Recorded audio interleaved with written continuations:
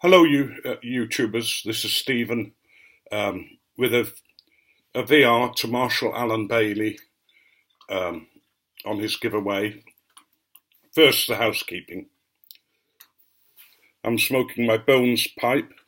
I stained it with olive oil just a couple of days ago and let it dry out, and now I'm having my first smoke. And I'm smoking some Penzance that's at least 2016, maybe a little older. It's a reasonable smoke.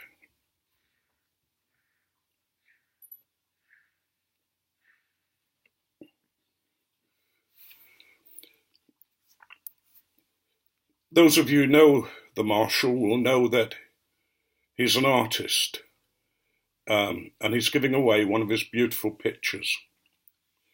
It's of some birds in the snow on a branch, and it really is a wonderful piece of art. But I've been putting off doing a VR for it because the question we're asked is about family get-togethers that have been special and that kind of thing. Well, unfortunately, my family didn't get together that very often, and my childhood was not a very good childhood. So, if it's all right, Marshall, I'd like to do something about a get together we had with friends, and two friends in particular, Michael and David. David was a parish priest. He looked after me a lot during my early years as a vicar. He was one of those special people. Well, they both were. If anybody was in trouble, we sent them down to stay with David and Michael, and they would come away feeling a lot better. David was an ex-monk, and believe me, some of the parties we had in the monastery were incredible. I remember one when Brother Richard had been in hospital and had an operation and was coming home feeling much better. So the abbot suggested that they might have wine with the meal.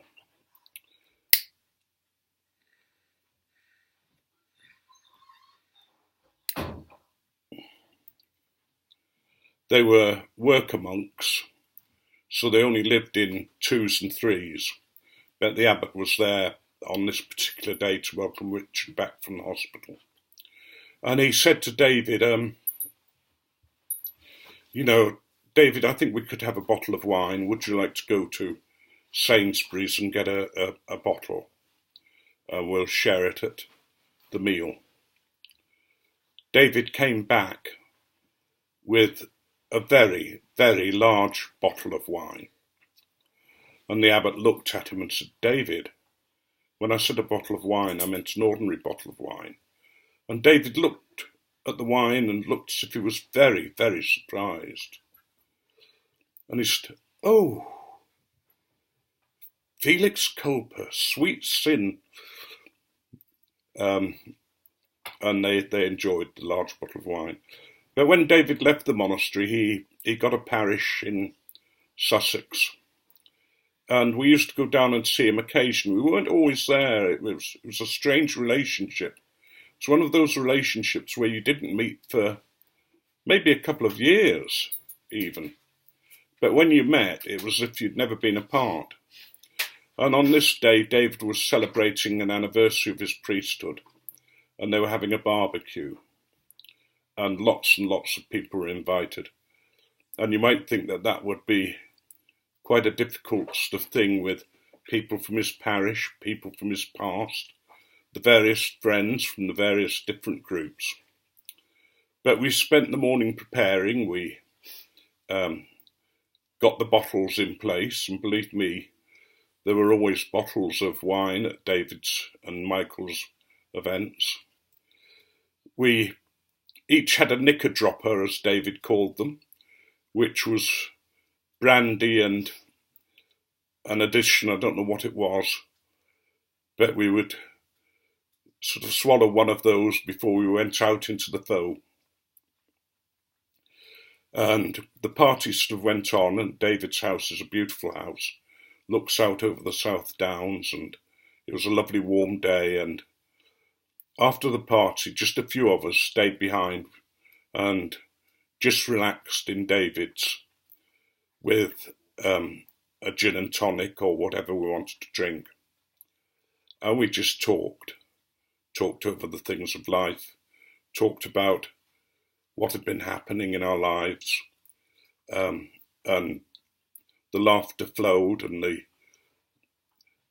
fellowship was very strong.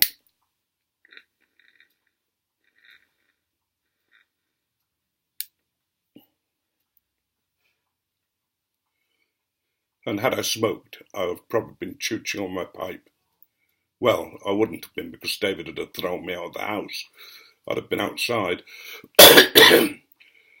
But David was one of those people who, I always said, knew how to live life. He was an expert chef. He was a wonderful friend, and he had a great healing presence for people. And sometimes we would send people down to David and Michael's to stay. And when they came back, they were always a lot better. On this day, it just was one of those days where everything seemed to fit and everything clicked together. And it was a get-together that I'll probably never forget. But there again, all my meetings and Carolyn's meetings with David were usually times that we'd never forget, because he was such a character, and so was Michael.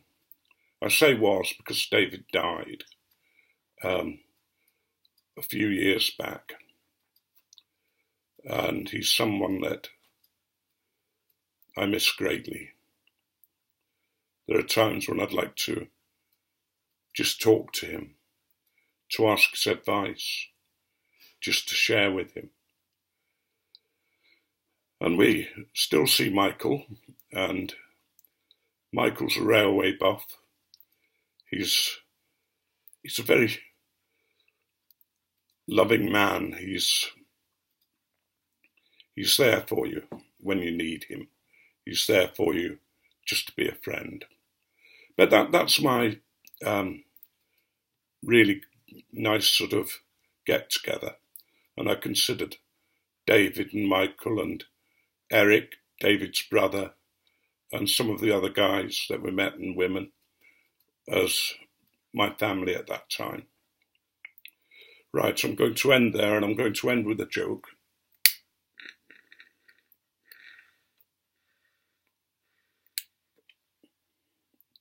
As I normally do on my videos, if I can remember them.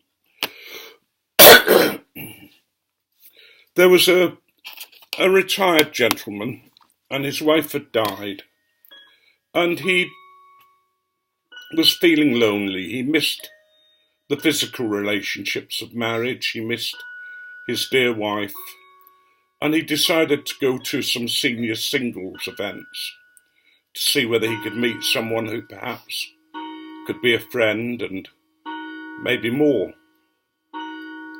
But they never seemed to have people there that he clicked with, and he always came away feeling depressed about himself. And on this particular day, he stopped at a bar on the way home, and it was very quiet. He ordered his drink and sort of sat at a table by himself, staring into his drink and thinking about life. And he looked up, and there was a young lady opposite him who was nursing a drink in the same way. But she smiled at him, and they got talking. And although there was a big age difference, they found they had a lot in common. And they ended up back at her place. And they ended up in the bedroom. And the old man said to her, "Now, my dear, I need to ask you a question.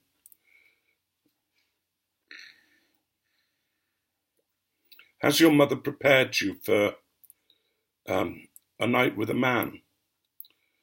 And she said yes.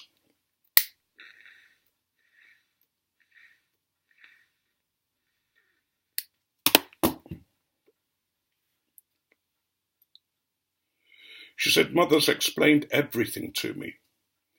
And he said, "Well, that's good, because when you get to my age, you forget so much."